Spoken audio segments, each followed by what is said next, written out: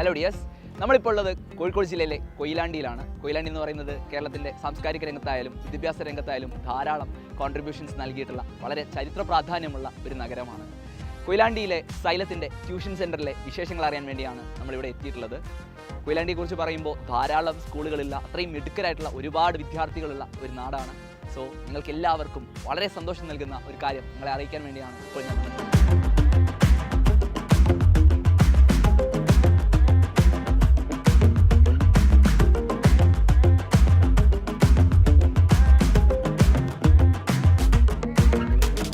കോഴിക്കോട് ജില്ലയിലെ വളരെ പ്രധാനപ്പെട്ട ഒരു ടൗണാണ് കൊയിലാണ്ടി എന്ന് പറയുന്നത്. കോഴിക്കോട് ജില്ലയുടെ സാംസ്കാരിക മേഖലയിലായാലും വിദ്യാഭ്യാസ മേഖലയിലായാലും ഒക്കെ വളരെയധികം സംഭാവനകൾ നൽകിയിട്ടുള്ള ഒരു നാടാണ് കൊയിലാണ്ടി. കൊയിലാണ്ടിലെ സൈലം ട്യൂഷൻ സെൻ്ററിൻ്റെ വിശേഷങ്ങൾ അറിയാനാണ് നമ്മളിവിടെ എത്തിയിട്ടുള്ളത്. സ്റ്റാൻഡിൽ നിന്ന് വളരെ എളുപ്പത്തിൽ തന്നെ നിങ്ങൾക്ക് എല്ലാവർക്കും എത്തിച്ചേരാൻ കഴിയുന്ന ഒരു ദൂരത്തിൽ തന്നെയാണ് സൈലം ഉള്ളത്. സോ സൈലത്തിലെ വിശേഷങ്ങൾ എന്തെന്ന് നമുക്കറിയാം.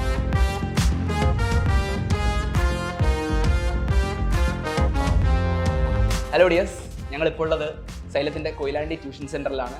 നിങ്ങൾക്ക് ഞാൻ പരിചയപ്പെടുത്തേണ്ട ആവശ്യമില്ല, നമ്മുടെ നാച്ചു സാറ് എൻ്റെ കൂടെയുണ്ട്. സാറ് ഓൺലൈനോടൊപ്പം തന്നെ ഫുൾ ടൈം കൊയിലാണ്ടി ട്യൂഷൻ സെൻ്ററിൽ ഉണ്ടാകുന്ന ഒരു ഫാക്കൽറ്റിയാണ്. അപ്പം സാറിൽ നിന്ന് തന്നെ അറിയാം നമുക്ക് കൊയിലാണ്ടിയിലെ വിശേഷങ്ങൾ. കുട്ടികൾക്കൊക്കെ അറിയാൻ താല്പര്യം ഉണ്ടാവുക കൊയിലാണ്ടിയിൽ നമ്മൾ ഏതൊക്കെ ക്ലാസ്സിനുള്ള ട്യൂഷനാണ് പ്രൊവൈഡ് ചെയ്യുന്നതായിരിക്കും. ഓക്കെ, നമുക്ക് ഈ അക്കാദമിക് ഇയർ 2024-25 അക്കാദമിക് ഇയറിൽ നമ്മൾ 10, +1, +2 ഈ ക്ലാസ്സുകളിലേക്ക് ആണ് ട്യൂഷൻ പ്രൊവൈഡ് ചെയ്യുന്നത്. 10ാം ക്ലാസ് 2 ബാച്ചാണ്. അതിന് നമുക്ക് ഓൾമോസ്റ്റ് അഡ്മിഷനൊക്കെ കംപ്ലീറ്റ് ആവാനായിട്ടുണ്ട്. ദെൻ +1, +2 ഈ ക്ലാസ്സുകളിലേക്കാണ് ഈ അക്കാദമിക് ഇയറിൽ നമ്മൾ അഡ്മിഷൻ കൊടുക്കുന്നത്. സോ സൈലം ഒരു ട്യൂഷൻ പ്രോഗ്രാം സ്റ്റാർട്ട് ചെയ്യുമ്പോൾ കുട്ടികളൊക്കെ അറിയാൻ ആഗ്രഹിക്കുന്നത് ഏതൊക്കെ ക്ലാസ്സുകൾക്കാണ് ഇവിടെ നമ്മൾ കോച്ചിങ് പ്രൊവൈഡ് ചെയ്യുന്നത്, ഏതൊക്കെ ക്ലാസ്സുകളുടെ ട്യൂഷനാണ് നമ്മൾ പ്രൊവൈഡ് ചെയ്യുന്നതെന്ന് അറിയാൻ കുട്ടികൾക്ക് വളരെ ആഗ്രഹം ഉണ്ടാവും. ഉറപ്പായിട്ടും സൈലം പോലെ ഒരു വലിയ പ്ലാറ്റ്ഫോം, ഒരു ഓഫ്ലൈൻ സെൻറ്റർ തുടങ്ങുന്ന സമയത്ത് ഒരുപാട് പ്രതീക്ഷകൾ കുട്ടികൾക്ക് ഉണ്ടാവും. അതൊക്കെ കൃത്യമായിട്ട് സാറ്റിസ്ഫൈ ചെയ്യുന്ന രീതിയിൽ തന്നെയാണ് നമ്മൾ ഈ അക്കാദമിക് ഇയർ മുഴുവനായിട്ട് പ്ലാൻ ചെയ്തിട്ടുള്ളത്. ഈ പറയുന്ന പോലെ ഇവിടുത്തെ ഏറ്റവും എക്സ്പേർട്ട് ആയിട്ടുള്ള സബ്ജക്ട് ഫാക്കൽറ്റീസ് ആണ് ഇവിടെ ഉണ്ടാവുക. അതിൻ്റെ കൂടെ തന്നെ കൃത്യമായൊരു പ്ലാൻ, അതായത് ഓരോ മാസവും ഏതൊക്കെ ചാപ്റ്റേഴ്സ് നമ്മൾ കംപ്ലീറ്റ് ചെയ്യുന്നു, ദെൻ ഓരോ മാസവും നമ്മൾ എക്സാംസ് കണ്ടക്ട് ചെയ്യുന്നു. ഇവർക്ക് സ്റ്റഡി മെറ്റീരിയൽസ് പ്രൊവൈഡ് ചെയ്തിട്ടുണ്ട് സൈലത്തിൻ്റെ എക്സ്പേർട്ട് പാനൽ പ്രിപ്പയർ ചെയ്തിട്ടുള്ള. അതുപോലെ ഡെയിലി പ്രാക്ടീസ് പ്രോബ്ലംസ് എന്ന് പറഞ്ഞിട്ട് DPP ഇതൊക്കെ നമ്മൾ എന്ത് ചെയ്യുന്നുണ്ട്, കുട്ടികൾക്ക് കൃത്യമായിട്ട് പ്രൊവൈഡ് ചെയ്യുന്നുണ്ട്.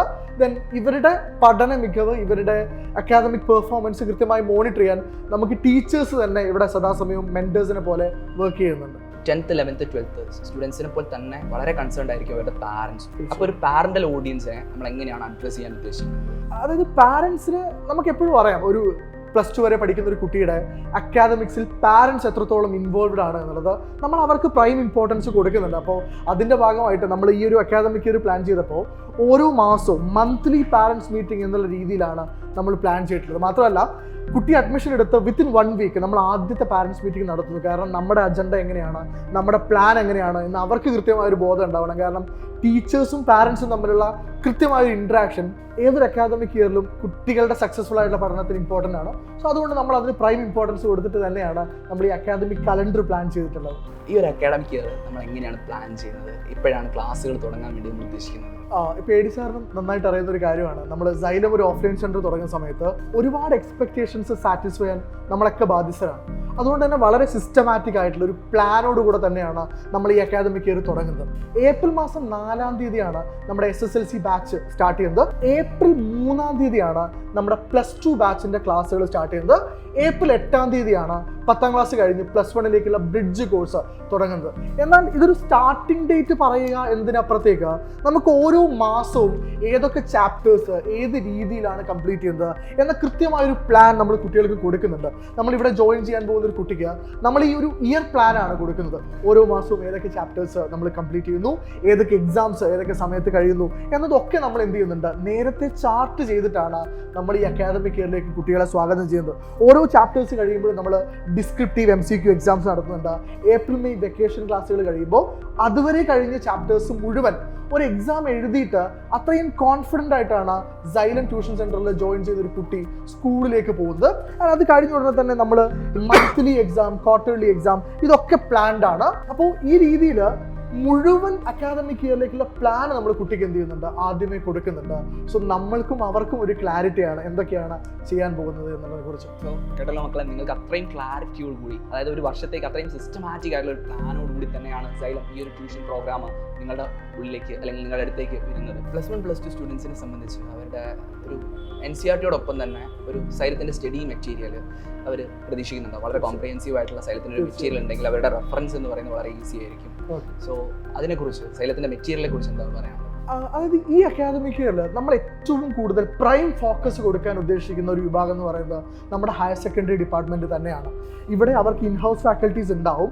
അതിൻ്റെ കൂടെ തന്നെ നമ്മുടെ നീറ്റ് JEE ഫാക്കൽറ്റീസ് ഉൾപ്പെടെയുള്ള ആളുകൾ അവർക്ക് വിസിറ്റിംഗ് ഫാക്കൽറ്റീസ് ആയിട്ട് ഇവിടെ വരും. ആൻഡ് ഇപ്പോൾ സാറ് ചോദിച്ചതുപോലെ അവർക്ക് ഉറപ്പായിട്ടും NCERT തന്നെയാണ് അവരുടെ ബേസ്. ഇപ്പോൾ JEE ആയാലും നീറ്റ് ആയാലും ഒക്കെ NCERT എത്ര സ്ട്രോങ് ആണോ അതിനനുസരിച്ചാണ് അവരുടെ ഈ പറയുന്ന എല്ലാ കോമ്പറ്റേറ്റീവ് എക്സാംസിൻ്റെയും പെർഫോമൻസ് എന്ന് പറയുന്നത്. സോ നമ്മളും ഇമ്പോർട്ടൻസ് കൊടുക്കുന്നത് ഉറപ്പായിട്ടും NCERT-ക്ക് തന്നെയാണ്.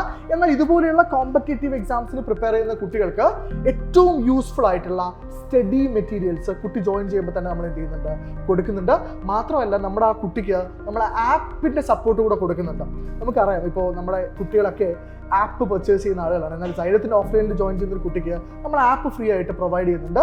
ദെൻ നമ്മൾ പറഞ്ഞല്ലോ നേരത്തെ എക്സാംസിൽ തന്നെ MCQ ബേസ്ഡ് എക്സാംസ് കൂടെ നടത്തുന്നുണ്ട്. കാരണം ആ രീതിയിൽ കൂടെ കുട്ടി തയ്യാറെടുക്കണം എന്നത് വളരെ ഇമ്പോർട്ടൻ്റ് ആണ് എന്ന് നമ്മൾ മനസ്സിലാക്കുന്നുണ്ട്. സോ പുതിയ കാലത്തെ കോമ്പറ്റേറ്റീവ് എക്സാംസിനെല്ലാം തയ്യാറെടുക്കാൻ കഴിയുന്ന രീതിയിൽ, നിങ്ങളെ അത്രയും എക്യുപ്ഡ് ആക്കുന്ന രീതിയിൽ അത്രയും സിസ്റ്റമാറ്റിക് ആയിട്ടുള്ള ഒരു ട്യൂഷൻ പ്രോഗ്രാമാണ് സൈലം റൺ ചെയ്യാൻ ഉദ്ദേശിക്കുന്നത്.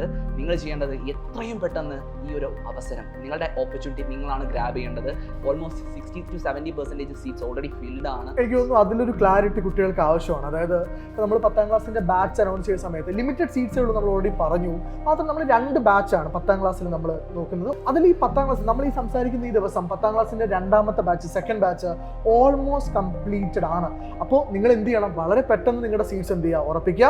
ആൻഡ് +1-ൻ്റെ ബ്രിഡ്ജ് കോഴ്സ് സ്റ്റാർട്ട് ചെയ്യുന്നത് ഏപ്രിൽ മാസം 8-ാം തീയതിയാണ്. അവിടെയും നമുക്ക് ഒരുപാട് എൻക്വയറീസ് വന്നിട്ടുണ്ട്. ഇപ്പോൾ കുറേ കുട്ടികൾ +1 10ാം ക്ലാസ് റിസൾട്ട് വന്നിട്ട് അഡ്മിഷൻ എവിടെയാണെന്ന് ഉറപ്പിച്ചിട്ടൊക്കെ ചെയ്യാമെന്ന് വിചാരിക്കുമ്പോഴും ഒരുപാട് കുട്ടികൾ ഇപ്പോഴേ നമുക്ക് എന്ത് ചെയ്യുന്നുണ്ട്, എൻക്വയറി വരുന്നുണ്ട്. ആൻഡ് +2-യുടെ ക്ലാസ് നമുക്ക് എന്ത് ചെയ്യുന്നുണ്ട്, എത്രയും പെട്ടെന്ന് സ്റ്റാർട്ട് ചെയ്യേണ്ടതുണ്ട്. അവിടെയൊക്കെ നമ്മുടെ ബാച്ച് ഓൾമോസ്റ്റ് കംപ്ലീറ്റ് ആയിക്കൊണ്ടിരിക്കുകയാണ്. വളരെ പെട്ടെന്ന് തന്നെ നിങ്ങൾക്ക് എന്ത് ചെയ്യാം, ഈ താഴെ കൊടുത്തിരിക്കുന്ന നമ്പറിൽ വിളിച്ചിട്ട് നിങ്ങളുടെ സീറ്റ് ഉറപ്പിക്കാവുന്നതാണ്. അതുപോലെ ഇപ്പോൾ SSLC-യിൽ ഇപ്പോൾ മലയാളം മീഡിയം പഠിച്ചു വന്ന കുട്ടികൾക്ക് വലിയൊരു കൺഫ്യൂഷൻ ആയിരിക്കും. +1 +2 വരുമ്പോൾ സയൻസ് ഒക്കെ എടുക്കുമ്പോൾ അതിന് അവർ ആ ബ്രിഡ്ജ് കോഴ്സിൽ അറ്റൻഡ് ചെയ്യാന്നുള്ളത് വളരെ ഇമ്പോർട്ടൻ്റ് ആണ്. സോ മക്കളെ, നിങ്ങളോട് പറയാനുള്ളത് എത്രയും പെട്ടെന്ന് നിങ്ങൾ നിങ്ങളുടെ സീറ്റ് ഉറപ്പിക്കുക. ഏറ്റവും അടിപൊളിയായിട്ട് നമുക്ക് അടുത്ത 2 വർഷക്കാലം പഠിക്കേണ്ടതുണ്ട്. അതാണ് നിങ്ങളുടെ ഫ്യൂച്ചർ തീരുമാനിക്കുന്നത്. നിങ്ങളുടെ ഫ്യൂച്ചർ ഡിസൈഡ് ചെയ്യുന്നത് അടുത്ത 2 വർഷം +1 +2 നിങ്ങൾ ഏത് രീതിയിൽ പെർഫോം ചെയ്യുന്നു എന്നുള്ളതനുസരിച്ചായിരിക്കും. സോ അതിനാവശ്യമായ ഏറ്റവും ബെസ്റ്റ് കോച്ചിങ് ആണ് നിങ്ങൾക്ക് സൈലം പ്രൊവൈഡ് ചെയ്യാൻ പോകുന്നത്. സോ എത്രയും പെട്ടെന്ന് ജോയിൻ ചെയ്യുക. അടിപൊളിയായിട്ട് സൈലത്തിൻ്റെ കൂടെ തന്നെ നമുക്ക് പഠിക്കാം.